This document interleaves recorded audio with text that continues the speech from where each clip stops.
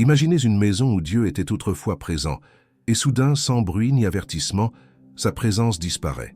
Vous poursuivez vos rituels religieux, ignorant que le Saint-Esprit s'est déjà retiré. Aujourd'hui, découvrez les 3 signes qui révèlent cette tragédie silencieuse. Mais bien aimés, il y a des moments dans la vie spirituelle où le silence de Dieu devient plus éloquent que 1000 sermons. Une maison où la présence divine était palpable, où chaque recoin respirait une paix céleste, et soudain, sans bruit ni tempête, cette présence s'évanouit comme la rosée du matin sous un soleil de plomb. Ce n'est pas un départ brutal, non, mais un retrait discret, presque imperceptible, aux conséquences pourtant dévastatrices pour l'âme. Charles Spurgeon, ce grand prince de la prédication, nous a souvent mis en garde contre la tiédeur spirituelle qui s'installe progressivement dans nos demeures. Il disait avec une sagesse profonde que le Saint-Esprit ne force jamais sa présence là où il n'est pas désiré, là où il n'est pas honoré. Spurgeon insistait sur cette vérité troublante. Nous pouvons perdre la présence de Dieu sans même nous en rendre compte, comme un homme qui perd lentement la vue et s'habitue progressivement à l'obscurité. Aujourd'hui, je veux partager avec vous une réalité qui ébranle les fondements même de notre foi domestique. Il ne s'agit pas de vous effrayer, mais de vous éveiller à une vigilance spirituelle que trop de croyants ont abandonnée dans le confort de leur routine religieuse. Car voyez-vous, mes amis, une maison sans la présence du Saint-Esprit n'est qu'une structure de pierres et de bois, un tombeau décoré où règne l'apparence de la piété, mais où manque cruellement sa puissance. L'Écriture nous enseigne dans le livre d'Ézéchiel, au chapitre 10, verset 18, un passage qui devrait faire trembler nos cœurs. La gloire de l'Éternel se retira du seuil de la maison. Pouvez-vous concevoir l'horreur de cette déclaration? Le temple même de Dieu, ce lieu sacré où sa présence habitait, a été abandonné par la gloire divine. Et si cela a pu arriver au temple de pierre, combien plus facilement cela peut-il se produire dans nos temples de chair, dans nos foyers qui devraient être des sanctuaires? Spurgeon nous rappelait constamment que la présence de Dieu ne s'achète pas par nos œuvres, mais se cultive par notre communion sincère. Il prêchait avec passion que nous ne pouvons pas simplement porter l'étiquette de chrétien tout en vivant comme si Dieu n'existait pas dans notre quotidien. Le Saint-Esprit, cet hôte divin et délicat, ne demeure que là où il est chéri, honoré et recherché avec ardeur. Permettez-moi de vous poser une question qui transperce l'âme. Quand avez-vous ressenti pour la dernière fois cette présence tangible de Dieu dans votre maison? Non pas lors d'un culte à l'église, non pas pendant une grande convention, mais chez vous, dans l'intimité de votre foyer? Car c'est précisément là, dans le secret de nos vies privées, que se révèle la réalité de notre relation avec le Tout-Puissant. Nous vivons à une époque où l'apparence a remplacé l'essence, où la forme a supplanté le fond. Nos maisons peuvent être remplies d'objets religieux, de versets encadrés sur les murs, de musique chrétienne résonnant dans chaque pièce, et pourtant être spirituellement vides, dépourvues de cette présence vivante qui transforme, qui sanctifie, qui libère. C'est comme un corps sans âme, une coquille vide qui maintient l'apparence de la vie, mais qui est déjà morte à l'intérieur. Le prophète Osée nous avertit au chapitre 5, verset 6, « Ils iront avec leurs brebis et leurs bœufs chercher l'Éternel, mais ils ne le trouveront point, il s'est retiré du milieu d'eux. » Quelle tragédie! Des gens qui cherchent Dieu avec leurs offrandes, avec leurs rituels, mais qui ne le trouvent plus car il s'est déjà retiré. Ils continuent leurs pratiques religieuses, mais dans le vide, dans l'absence de celui qu'ils prétendent adorer. Mes frères et sœurs, je dois vous dire cette vérité avec amour mais avec fermeté. Le retrait du Saint-Esprit de nos maisons commence toujours par de petits compromis, par des négligences apparemment insignifiantes. C'est un processus graduel, sournois, qui endort notre conscience spirituelle jusqu'à ce que nous nous retrouvions dans une aridité totale, sans même comprendre comment nous en sommes arrivés là. Spurgeon disait souvent que la pire condition spirituelle n'est pas celle du pécheur qui sait qu'il est loin de Dieu, mais celle du religieux qui croit être près de Dieu alors qu'il en est séparé. C'est cette illusion dangereuse qui maintient tant de foyers chrétiens dans une médiocrité spirituelle, dans une existence tiède qui répugne au Seigneur. Si vous ressentez aujourd'hui un inconfort en écoutant ces paroles, c'est peut-être le Saint-Esprit lui-même qui vous interpelle, qui frappe à la porte de votre conscience pour vous réveiller avant qu'il ne soit trop tard. Car comprenez bien, le retrait de la présence divine n'est pas instantané. C'est un processus qui nous laisse des signes, des avertissements, des opportunités de revenir avant le départ définitif. N'oubliez pas de vous abonner à cette chaîne pour ne manquer aucun enseignement qui pourrait transformer votre vie spirituelle et celle de votre famille. Et si vous désirez approfondir votre intimité avec Dieu, je vous encourage à découvrir notre livre numérique « 21 jours pour restaurer votre intimité avec Dieu », dont le lien se trouve dans le premier commentaire épinglé. Ce n'est pas un simple livre, c'est un compagnon de route pour ceux qui veulent véritablement retrouver cette présence divine dans leur quotidien.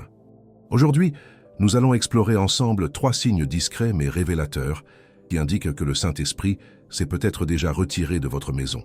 Ces signes ne sont pas spectaculaires, ils ne font pas de bruit, mais ils sont là, visibles pour ceux qui ont des yeux pour voir et des oreilles pour entendre.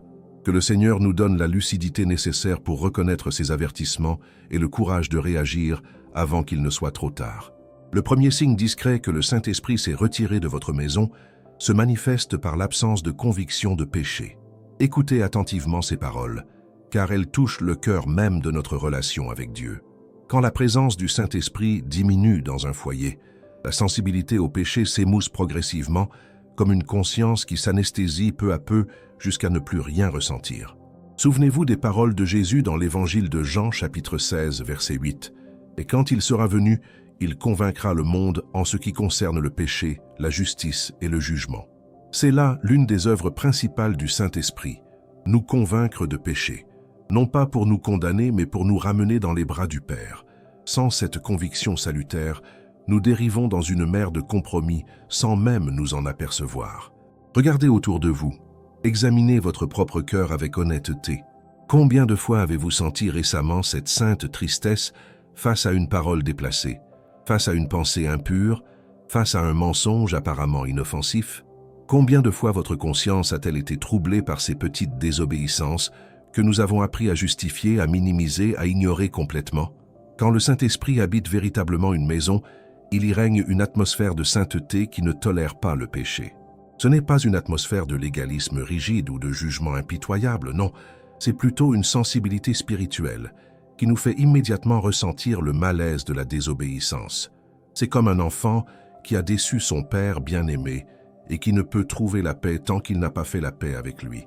Mais dans une maison d'où le Saint-Esprit s'est retiré, le péché devient progressivement normal, acceptable, presque invisible. Les disputes s'enveniment sans que personne ne cherche la réconciliation. Les paroles blessantes se multiplient sans remords. Les compromis avec les valeurs du monde s'accumulent sans alarme intérieure. La prière se fait rare. La lecture de la parole devient une corvée et le témoignage chrétien s'éteint comme une lampe privée d'huile. Le roi David, après sa terrible chute avec Bathsheba, a expérimenté cette absence de paix qui accompagne le péché non confessé. Dans le psaume 32, verset 3, il déclare « Tant que je me suis tu, mes os se consumaient, je gémissais toute la journée. » Voyez-vous cette souffrance? C'était l'œuvre du Saint-Esprit qui le convainquait, qui le travaillait intérieurement, qui refusait de le laisser en paix dans son péché. Mais bien-aimés, si vous ne ressentez plus cette conviction, si votre cœur est devenu dur et insensible aux choses qui attristent le cœur de Dieu, c'est un signe alarmant. Car le silence de la conscience n'est pas un signe de maturité spirituelle. C'est souvent le symptôme d'une présence divine qui s'est retirée, laissant derrière elle un vide que nous remplissons avec nos justifications et nos rationalisations. Observez comment réagissent les membres de votre foyer face à la parole de Dieu. Est-elle encore une épée vivante qui pénètre et qui divise, ou est-elle devenue un texte familier qui ne provoque plus aucune réaction? Quand le prédicateur parle du péché, ressentez-vous encore cette piqûre salutaire dans votre conscience? Ou écoutez-vous passivement en pensant que ces paroles s'adressent aux autres? L'apôtre Paul nous avertit dans la première épître aux Thessaloniciens, chapitre 5, verset 19, « N'éteignez pas l'esprit ». C'est un commandement direct, un avertissement solennel. Nous pouvons éteindre l'esprit par notre indifférence, par notre résistance persistante à ses convictions, par notre refus d'obéir à sa voix. Et quand nous l'éteignons suffisamment longtemps, il se retire, nous laissant à nos propres voies. Pensez à Samson, cet homme puissant qui portait l'onction de Dieu. L'Écriture nous dit au livre des Juges, chapitre 16, verset 20, une des déclarations les plus tragiques de toute la Bible. Il se réveilla de son sommeil et dit « Je m'en tirerai comme les autres fois ». Il ne savait pas que l'Éternel s'était retiré de lui. Quelle horreur, ils ne savaient pas. Ils pensaient encore posséder cette force divine alors qu'elle l'avait déjà abandonnée à cause de ses compromis répétés. C'est exactement ce qui se passe dans tant de foyers chrétiens aujourd'hui. Nous continuons nos rituels religieux, nous maintenons nos apparences pieuses, nous fréquentons nos assemblées, mais nous ne réalisons pas que la présence qui faisait toute la différence s'est déjà retirée. Nous sommes comme Samson, présomptueux dans notre aveuglement spirituel, convaincus que tout va bien alors que nous sommes déjà spirituellement impuissants. La conviction de péché n'est pas une condamnation, mes amis, c'est une grâce. C'est la preuve que Dieu vous aime encore assez pour vous corriger, pour vous ramener sur le bon chemin. Mais si cette conviction disparaît, si vous ne ressentez plus rien face à vos désobéissances, c'est que quelque chose de grave s'est produit dans votre relation avec le Saint-Esprit. Examinez votre vie de prière. Quand vous priez, confessez-vous encore vos péchés avec sincérité et contrition, ou vos prières sont-elles devenues des récitations machinales, des demandes égoïstes sans aucune introspection spirituelle? La vraie prière commence toujours par la reconnaissance de notre indignité et de notre besoin constant de la miséricorde divine. Le prophète Ésaïe, chapitre 59, verset 2, nous révèle cette vérité fondamentale. Mais ce sont vos crimes qui mettent une séparation entre vous et votre Dieu. Ce sont vos péchés qui vous cachent sa face et l'empêchent de vous écouter. Le péché non confessé, le péché avec lequel nous avons fait la paix, crée un mur entre nous et Dieu, un mur qui finit par éloigner sa présence de nos demeures. Réfléchissez à ceci. Dans votre maison, parle-t-on encore du péché comme d'une réalité sérieuse, ou l'avons-nous remplacé par des termes plus doux comme erreur, faiblesse ou imperfection? Le langage que nous utilisons révèle notre théologie, et notre théologie détermine notre relation avec Dieu. Si nous minimisons le péché, nous minimisons aussi notre besoin du Sauveur et de son esprit sanctificateur. Le deuxième signe discret que le Saint-Esprit s'est retiré de votre maison se manifeste par la disparition de la faim spirituelle. Mes bien-aimés, c'est peut-être le symptôme le plus dangereux car il transforme notre âme en un désert aride où plus rien ne pousse, où plus rien ne fleurit. Une vie spirituelle sans faim est comme un corps sans appétit. C'est le signe d'une maladie profonde qui ronge l'organisme de l'intérieur. Jésus nous dit dans l'évangile de Matthieu, chapitre 5, verset 6, « Heureux ceux qui ont faim et soif de la justice, car ils seront rassasiés. » Remarquez que le Seigneur ne dit pas « heureux ceux qui sont rassasiés », mais bien « heureux ceux qui ont faim ». C'est cette faim constante, cette soif insatiable de Dieu qui caractérise une âme véritablement habitée par le Saint-Esprit. Quand le Saint-Esprit demeure dans un foyer, il crée une atmosphère de désir spirituel. Les habitants de cette maison aspirent naturellement à plus de Dieu, à plus de sa parole, à plus de sa présence. Ils ne peuvent se contenter d'une foi superficielle, d'une religion de façade. Ils sont comme le cerf qui soupire après les courants d'eau, comme le décrit si magnifiquement le psaume 42. Mais observez ce qui se passe dans tant de maisons aujourd'hui. La Bible reste fermée sur l'étagère, accumulant la poussière comme un objet de décoration religieuse. Les moments de prière se réduisent à quelques phrases rapides avant les repas, des formules vides répétées par habitude, sans aucune communion réelle. Le désir de chercher Dieu, de le connaître davantage, de grandir spirituellement, tout cela s'est évaporé comme la rosée sous le soleil brûlant. Quand avez-vous ressenti pour la dernière fois cette faim dévorante pour la parole de Dieu? Quand avez-vous été consumé par le désir de passer du temps dans sa présence, non par obligation religieuse, mais par pure soif spirituelle? Cette faim n'est pas quelque chose que nous pouvons générer par nos propres forces. C'est l'œuvre du Saint-Esprit en nous qui crée ce désir ardent pour les choses célestes. Le prophète Amos nous parle d'un jugement terrible au chapitre 8, verset 11. « Voici, les jours viennent, dit le Seigneur, l'Éternel, où j'enverrai la famine dans le pays, non pas la disette du pain et la soif de l'eau, mais la faim et la soif d'entendre les paroles de l'Éternel. » Pouvez-vous imaginer un châtiment plus sévère? Non pas l'absence de nourriture physique, mais l'absence de faim pour la nourriture spirituelle. C'est exactement ce qui se produit dans une maison d'où le Saint-Esprit s'est retiré. Les gens ne cherchent plus Dieu parce qu'ils n'ont plus faim de lui. Ils peuvent encore assister au culte, chanter les cantiques, accomplir les rituels, mais tout cela est devenu mécanique, dépourvu de passion, vidé de cette ardeur qui caractérise une vraie rencontre avec le divin. Regardez comment les membres de votre foyer passent leur temps libre. Vers quoi se tournent-ils naturellement? Vers les divertissements du monde, vers les écrans qui captivent leur attention pendant des heures, vers les conversations futiles qui ne nourrissent pas l'âme?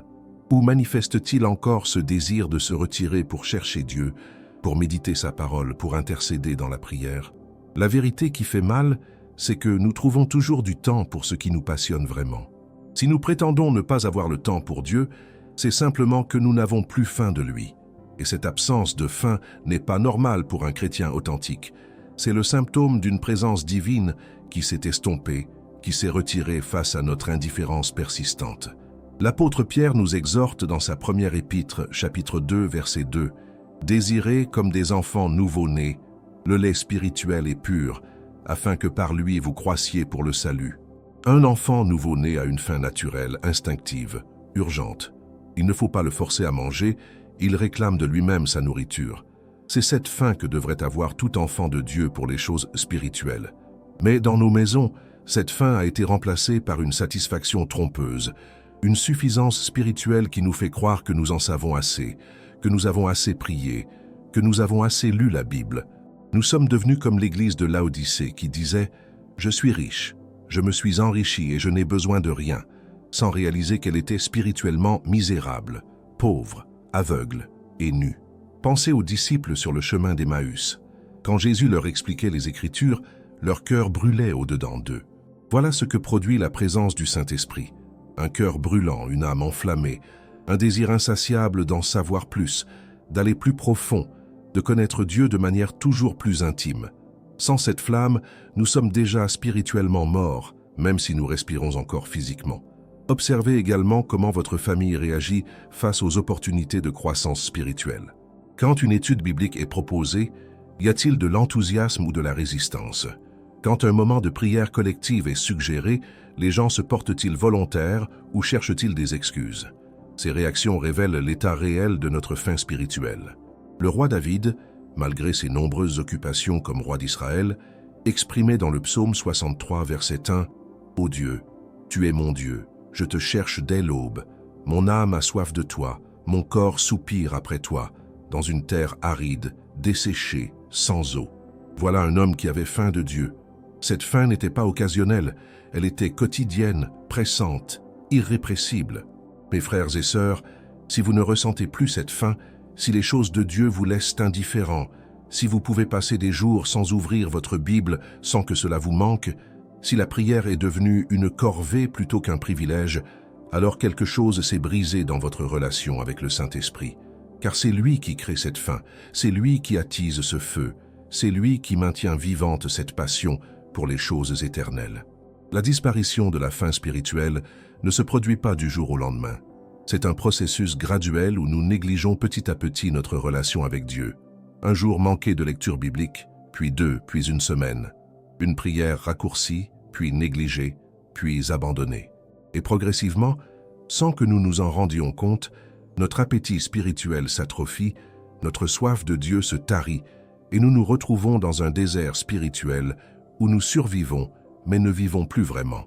Le troisième signe discret, que le Saint-Esprit s'est retiré de votre maison, se révèle par l'absence de fruits spirituels dans les relations familiales. Mes bien-aimés, c'est ici que la vérité devient incontournable, car c'est dans l'intimité de nos foyers que se manifeste la réalité de notre vie spirituelle. Nous pouvons tromper l'Église, nous pouvons impressionner nos voisins, mais à la maison, le masque tombe et la vraie nature de notre cœur se révèle. L'apôtre Paul nous énumère dans l'Épître aux Galates, chapitre 5, versets 22 et 23, le fruit de l'Esprit. Mais le fruit de l'Esprit, c'est l'amour, la joie, la paix, la patience, la bonté, la bienveillance, la foi, la douceur, la maîtrise de soi. Remarquez qu'il dit le fruit au singulier, pas les fruits. C'est un ensemble harmonieux de qualités qui se manifestent ensemble là où l'Esprit habite véritablement. Maintenant, examinez sincèrement l'atmosphère qui règne dans votre maison. Y a-t-il cet amour authentique qui pardonne, qui supporte, qui ne tient pas compte du mal subi? Ou bien les tensions sont-elles devenues la norme?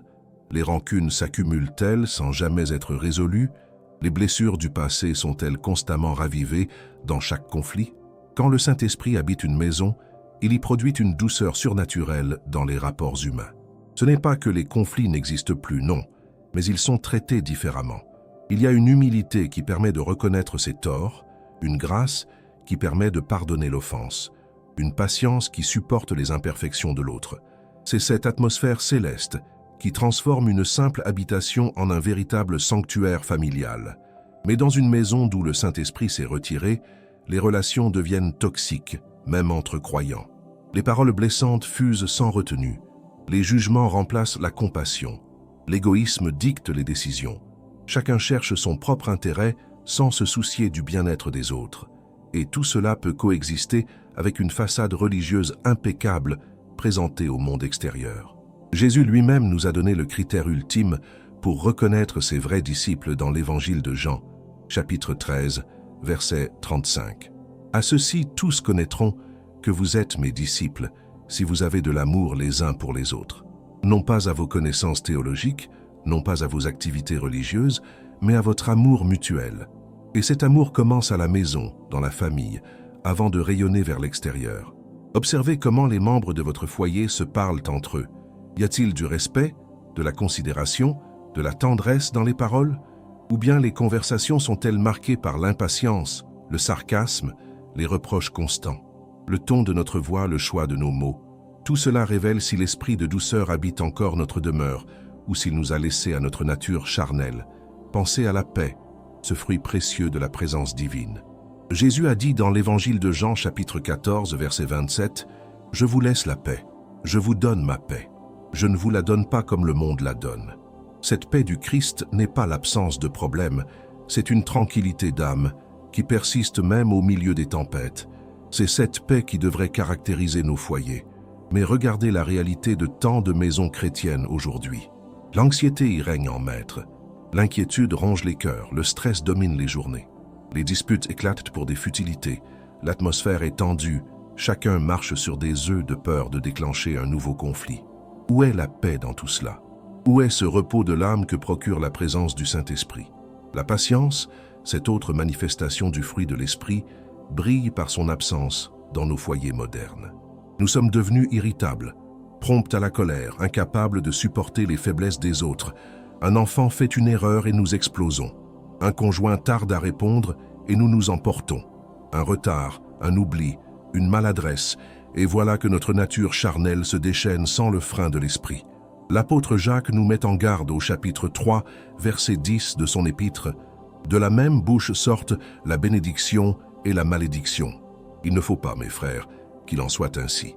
Pourtant, c'est exactement ce qui se passe dans nos maisons. Le dimanche, nous chantons des louanges à Dieu, et le lundi, nous maudissons notre famille avec cette même bouche. Cette contradiction révèle l'absence de la présence sanctificatrice du Saint-Esprit. Regardez également la joie, ce fruit qui devrait caractériser toute demeure remplie de l'Esprit. Non pas cette gaieté superficielle qui dépend des circonstances favorables, mais cette joie profonde et inébranlable qui vient de la communion avec Dieu. Dans combien de foyers chrétiens trouve-t-on aujourd'hui cette joie authentique? Ou bien règne la morosité, la plainte constante, le mécontentement permanent? Le prophète Néhémie déclarait au chapitre 8, verset 10, « La joie de l'Éternel sera votre force. » Cette joie n'est pas un luxe spirituel, c'est une nécessité. C'est une force qui nous permet de traverser les épreuves. Mais sans la présence du Saint-Esprit, cette joie s'évapore, laissant place à une tristesse qui empoisonne toute la maisonnée. Mes bien-aimés, examinez aussi la bonté et la bienveillance dans vos rapports familiaux. Y a-t-il cette disposition à faire du bien, à chercher le meilleur pour l'autre, à se réjouir de ses succès? Ou bien l'envie, la jalousie, la compétition ont-elles infiltré même les relations les plus sacrées? Quand un membre de la famille réussit, les autres se réjouissent-ils sincèrement ou ressentent-ils secrètement du ressentiment? La maîtrise de soi, dernier élément du fruit de l'esprit mentionné par Paul, est peut-être celui qui fait le plus défaut dans nos foyers aujourd'hui. Nous nous laissons emporter par nos émotions, nous cédons à nos impulsions, nous perdons le contrôle de nos paroles et de nos actes, et après l'explosion, nous présentons des excuses superficielles en disant « c'est plus fort que moi », sans réaliser que cette excuse même révèle l'absence de l'esprit qui devrait nous donner précisément cette maîtrise. Jésus nous avertit dans l'Évangile de Matthieu, chapitre 7, verset 16, « Vous les reconnaîtrez à leurs fruits. » Il ne parlait pas seulement des faux prophètes, mais de tout croyant. Nos fruits révèlent la réalité de notre relation avec Dieu. Une maison sans fruits spirituels est une maison sans la présence active du Saint-Esprit, quelle que soit l'apparence religieuse qu'elle projette à l'extérieur. Si vous reconnaissez ces 3 signes dans votre maison, l'absence de conviction de péché, la disparition de la faim spirituelle et l'absence de fruits dans les relations, alors il est temps de vous réveiller. Il est temps de réaliser que quelque chose de précieux s'est perdu, que la présence qui faisait toute la différence s'est retirée. Mais il y a encore de l'espoir, car notre Dieu est un Dieu de restauration. Mes bien-aimés, merci du fond du cœur d'avoir parcouru ce message avec moi jusqu'à la fin. Si ces paroles ont touché votre âme, si vous reconnaissez que le Saint-Esprit vous appelle à une restauration profonde, je vous encourage vivement à vous abonner à cette chaîne pour continuer ce voyage spirituel ensemble. N'oubliez pas notre livre numérique « 21 jours pour restaurer votre intimité avec Dieu », disponible dans le premier commentaire épinglé. C'est un outil précieux pour ceux qui désirent sincèrement voir la présence divine revenir dans leur foyer. Laissez un commentaire pour partager comment ce message vous a touché. Appuyez sur le bouton « J'aime » si cela a béni votre cœur.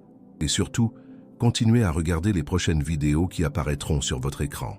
Que le Seigneur vous bénisse et ramène sa glorieuse présence dans votre maison. Amen.